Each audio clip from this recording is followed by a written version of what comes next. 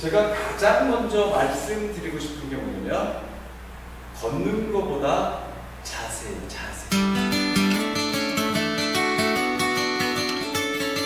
저는 그동안의 현장에서 너무 많은 분들을 오랫동안 뵙고 하면서 정말로 중요하다라는 것을 제가 제 몸속으로 깨달아서 이렇게 실천을 하게 됐어요. 바른 걸음걸이, 그러니까 이러한 것을 갖고 남들한테 어떤 컨텐츠를 제공을 하면서 왜 이 일을 하게 된 어떤 용기, 이제 말씀을 드리면 저는 20대 때 학창 시절에 운동을 했었어요. 운동을 하다가 무릎을 심하게 다쳐서 정상적인 보행을 할 수 없는, 그때만 하더라도 병원 진단은 더 이상 일반인처럼 어떤 정상 보행을 하기도 쉽지 않다. 그래서 수술밖에는 두 번이 없었는데 그에 앞선 저희 선배나 이런 분들이 수술 후유증으로 못 걷는 걸 봤어요. 되게 힘들게 걷는 것을.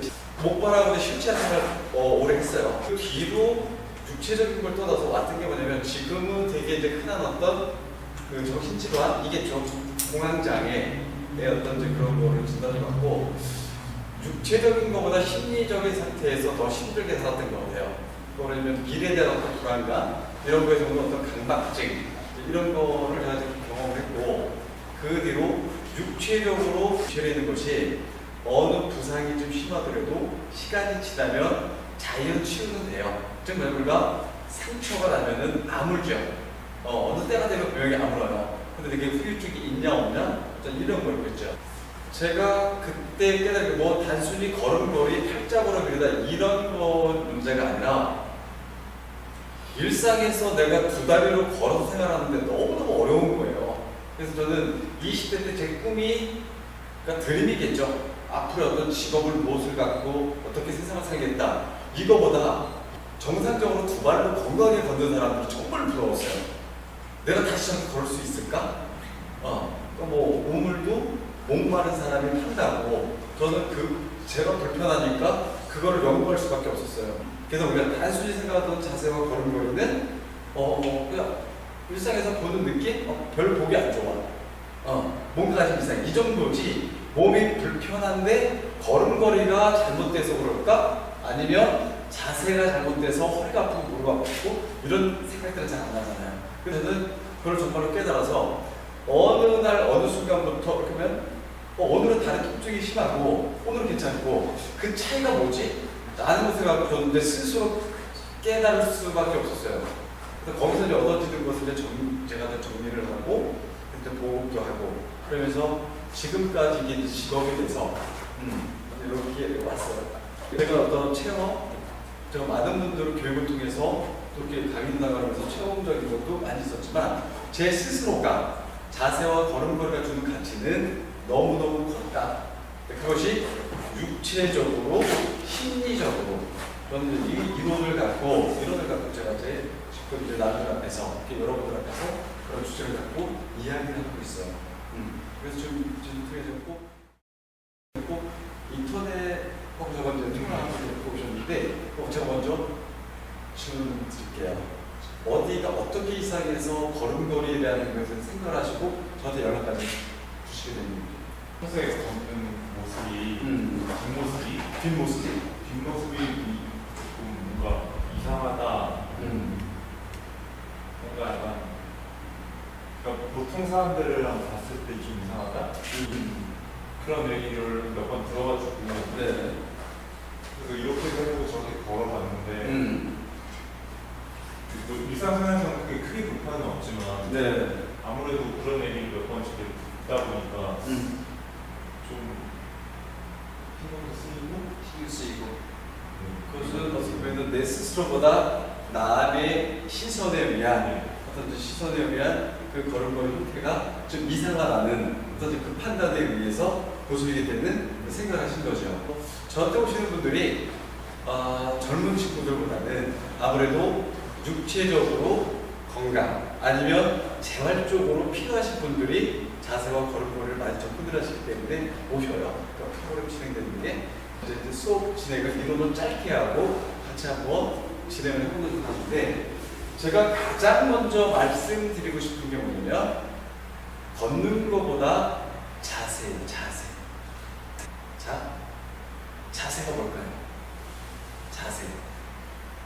자세에 대한 뭐 국어 사전에 나오는 어떤 자세 용어풀이가 아니라 내가 느끼는 어떤 자세하고 자세. 불편하지 않는가? 또 자세. 생각해 본 적 없죠? 자, 그러나 우리가 일상을 하면서 그 자세에 대한 가치가 소중함이 나한테 있을까요? 없을까요? 별로 없어요. 못 느껴요. 네. 자, 그런데 그 자세라는 말을 갖고 저는 어떻게 이야기를 하냐면 체형이라고 얘기해요. 체형. 즉, 뭐냐면 우리가 자, 체형부터 볼까요?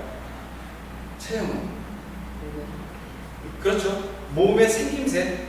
그러니까 그 몸의 생김새가 주로 보면은 유전적인 요소, 부모님의 어떤 유전 요소에 의해서 내 지금 갖춰진 외형에 보이는 모습이 체형이죠.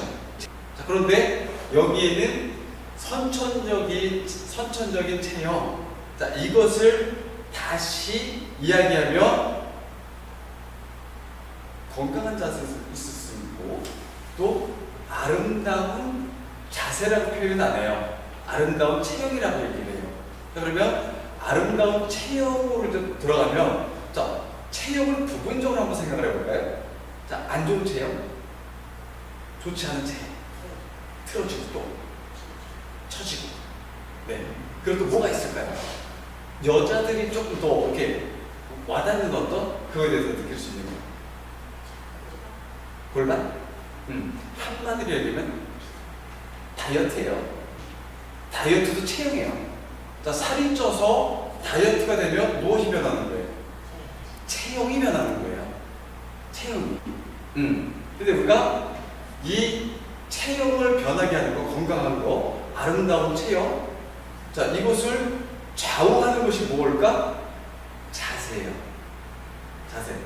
그 얘기를 뭐냐면 평상시 내 자세가 어떠하냐에 따라서 체형이 만들어져요. 즉 이거는 이미 학계에서 다 나온 이야기예요. 그게 뭐냐면 유전적인 환경 요소는 30%, 나머지 70%는 우리가 일상에서의 내가 어떠한 자세로 많이 일상을 하냐에 따라서 체형이 만들어져요. 자, 그 체형이 만들어지는 가장 기본적인 자세는 일상에서의 할당된 시간을 내 습관으로 만들 수 있는 그 시간이 되죠.